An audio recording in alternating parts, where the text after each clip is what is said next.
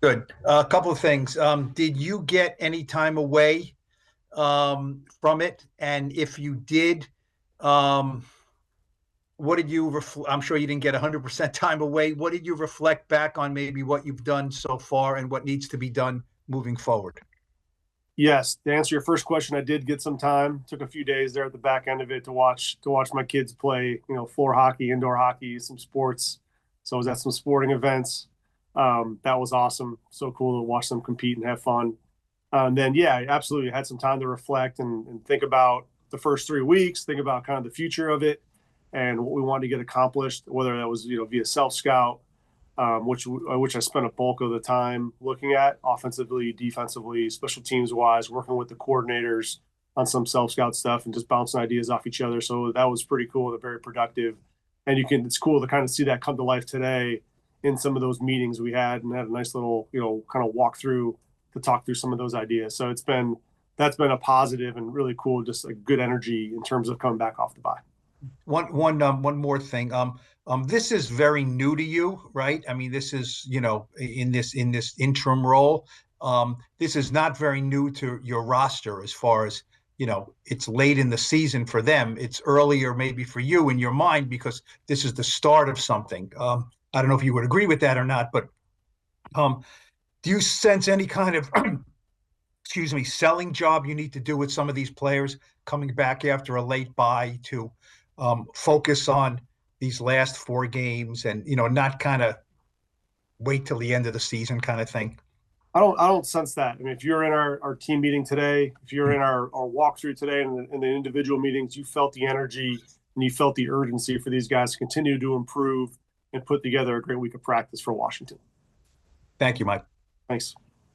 Ed Valentine.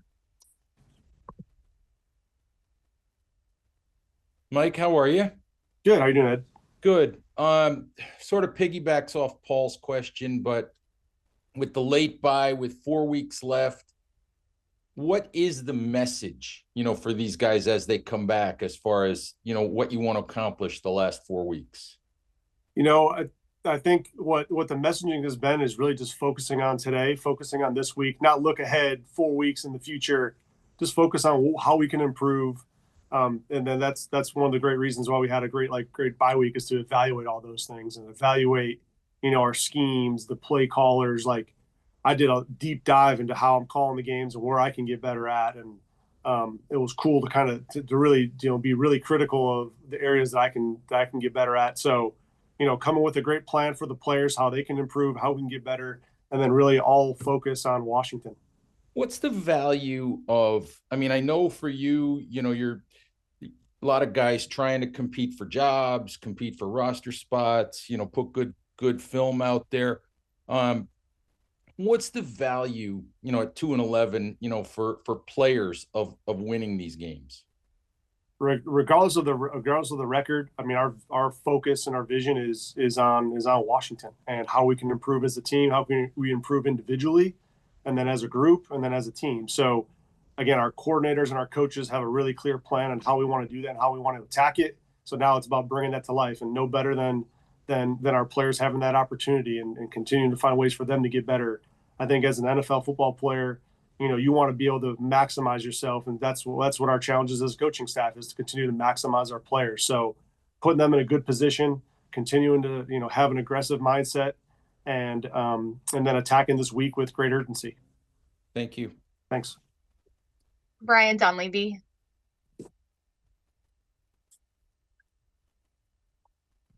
Hey, Mike, how are you? Hey, Ryan. I was a minute late here. I'm at the Brian Burns event. I saw Twitter tells me you updated some practice windows, but other guys, last time we saw Tyrone Tracy, he was pretty banged up at the end of that game. Kayvon Thibodeau, do you expect those guys to be back on the practice field at all this week or before the end of the season? Yeah, we'll see on both of those guys right now. They're just getting the rehab. Really, today is kind of one of their just kind of working out and getting through the walkthrough. Tomorrow we'll have a better feel once we kind of see them in the training room today and tomorrow. So we'll have a better feel tomorrow for you. Okay. What happened over the last week with Bryan Cox? Yeah, Ryan. I'm not going to get into the details of what happened with B Cox. Just the same as I'm not going to get into the details of how we handle our players. Those are tough decisions, but I'm going to keep those in house, and just out of respect for everybody. But I mean, the one thing I will say is being in this job for the last few weeks, having to make some decisions, and some of them have been very public. Many of them haven't been, and I think what I've learned is, how can we continue to put this team in the best position to win games, and that's what I'm evaluating. So everything, top to bottom, taking the time to do that, being very detailed, be very, you know, I would say, just having a good pulse of like what this team needs and understanding how I want to get that done, and just having a clear message there. So that's what we thought was best for the team. That's what I thought was best for the team. So we went with it. What do you think? We're going to talk to him in a minute. So I'm curious, what do you think of the season Jermaine Illuminor has had? Yeah, really, really proud of Jermaine, being with him here for the last few years. His work ethic, his just intentionality in the meetings, and then the production he's had on the field has just been super impressive to watch him go out there and play his butt off each play in the run game and the pass game. And, he's up versus a bunch of different challenges this year in terms of pass rushers on the edge, and he's stepped up every single time. So I'm very proud of Jermaine. Thanks, Mike. Thanks. Evan Barnes. Hey, Mike, I'm just curious. When you said you self-scouted, just kind of how you call plays, just kind of what are some things you noticed as far as like, during that observation you had? Yeah, the tendencies when I'm calling certain things, certain parts of the game when I'm calling certain things, or things that I'm not calling that I wish I would get to. I go back and look at the call sheets and see some of the things like, each game you have a call sheet, and we kind of highlight the ones that we did call in that game and which ones we didn't call. So I'm looking at call sheets saying, why didn't I ever get back to this play or this series of ideas? Just taking notes, looking at the notes from post-game stuff and thoughts that we had after the game, which we things that we really liked that we wanted to get to. So just being really critical of myself on things that our players do really well, and how can we get to those things more? How can we get to some alternative things that complement it to give ourselves an advantage? And then also, I know the Commanders, obviously, they didn't play Jaden Daniels the rest of the game. They said he could have played in. When you're looking at Washington, do you kind of prepare for both Jaden and Marcus Mariota just because of, how fluid that situation is? Yeah, absolutely. You have to look at both. I think they both have a similar skill set. They're both able to run and throw and operate. Marcus is a veteran quarterback. I remember him from my time in Tennessee. We played together there for a hot minute for a couple of weeks. But yeah, a lot of respect for both of those guys, and Cliff does a great job with the offense. So it's going to be a big challenge for us. Thank you. Thanks. Last one, Art Stapleton. Oh, sorry, two more. Okay. Art and then Tom Rock. Hey, Mike, how's it going, man? Hey, Art. Just curious, you've obviously been in this situation now as an interim head coach. I'm just curious. I know it probably seems like, I'm not sure if it seems long or if it seems like it just happened yesterday, but what are the challenges now that you're in this position to get things that you want done, and the personalities that are involved? And I would imagine it's just not as simple as, okay, I'm the head coach now, so I get to do it my way. So how hard is that to implement your way and how you see things in this role? Yeah, I think what I know is that you open up lines of communication and collaborate with the great people we have here already. Sure, there's some things that if you feel like fits our team, it's going to help us win. Those are some of the little things that you want to maybe tweak or change. But just open up lines of communication across the board with really all the departments, communicating kind of my vision, communicating how I see things happening, and then working with each other to get it cleaned up and fixed. So if there's problems and there's issues, then being able to be a problem solver and be an asset and clean those things up that I think we need to get cleaned up.